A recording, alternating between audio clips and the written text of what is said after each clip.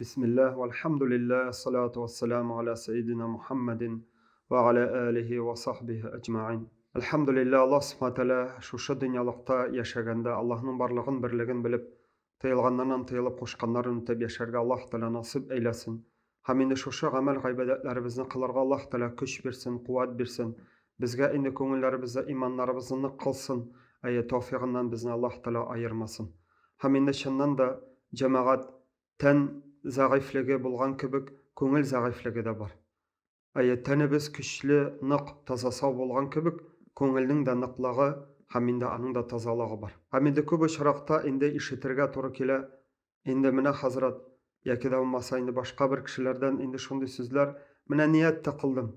Indi yaxşı işlerge niyet kıldım, amma lakin nersegadir kilip çıkmadı, indi nersegadir barıp çıkmadı, digen indi sözler işitirge toru kile. Bu uçrakta cemaat indi dürüst fikir, dürüst uyga salsak cemaat en birinci şaratta niyet degan aybirni anlarga kerak. Ol niyet quru bir uy ham fikir rewişindagina qalarga tiyiş tugul. Yani min şuşunu işler idim. Şuşunu işlesen yaxşı bolar idi. Bu cemaat ali uy ham fikir gina rewişinde qalmasın. Indi şuşu uylagan, fikirlagan aybirimizni niyetke salı ol nerse biz anın indi şuşu amelini nindi rewişde işleyişegin, ham nişe gitip işleyişegi bizni.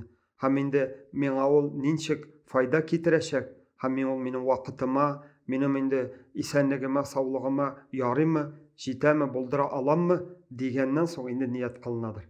Ham indi şuşu oranda cemaat indi niyet kıldım, barıp çıkmadı degen oranda indi biz köngüllerimizge yanadan qaryk.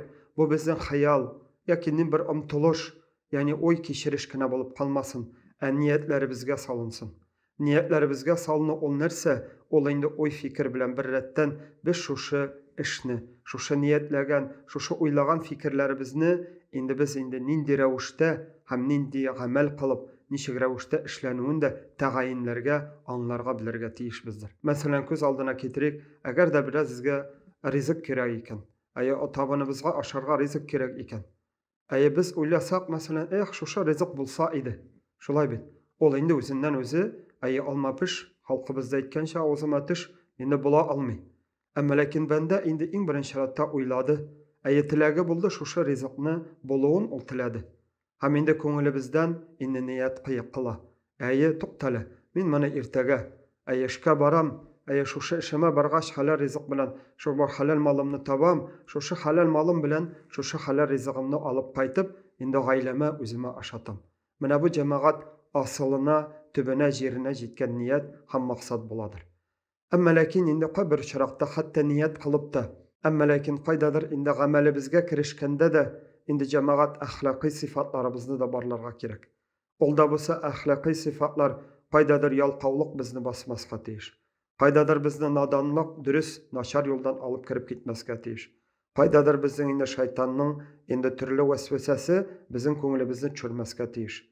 Yani niyetlerimiz ol indi tügel, tagayin, ham indi mine biz aytganibizcha köngüllerimizden nık bulup, urnaşıp, indi şuşu tilegibizge, şuşu niyetibizge, maksatibizga indi biz nık bulup barırga tiyiş bizdir. Abi babaylarımızın sözlerini qarasak, alarning sözlerinde har vaqt indi köz alnına ketirsek, indi aytsak optimizm deb aytik, alga qaraw.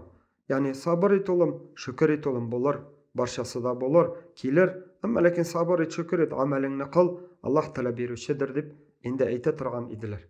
Ham indi bu şundan da asılda cemaat, niyetlerimiz, uy fikirlerimiz bulup, indi şuşu niyetibizge salıp, indi Allah subhanahu teala dürüst, hayırlı ahlaki sifatlarımızı da kullanıp, indi yalqavlıkni, qaydadır şeytan vesvesesini jengip, qaydadır köngül çünkülügin indi jengip, qaydadır dürüst haylim bilen şuşu yolga baruda kerektir. Mına mınsı indi cemaat har bir kişinin öz yoludur. Yani har bir kişi şuşu özünün maksatına, özünün koygan niyetine indi türlü yollar baran.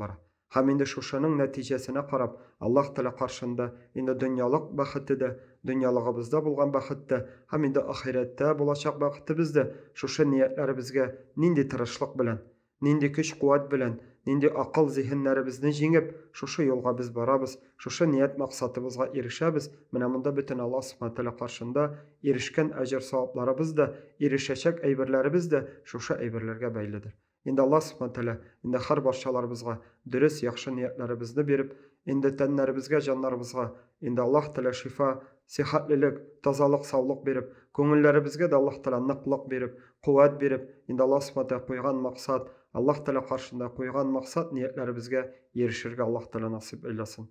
Velhamdülillahi Rabbil alemin. Salatu vesselamu ala seyyidina Muhammedin ve ala alihi ve sahbihi ecma'in.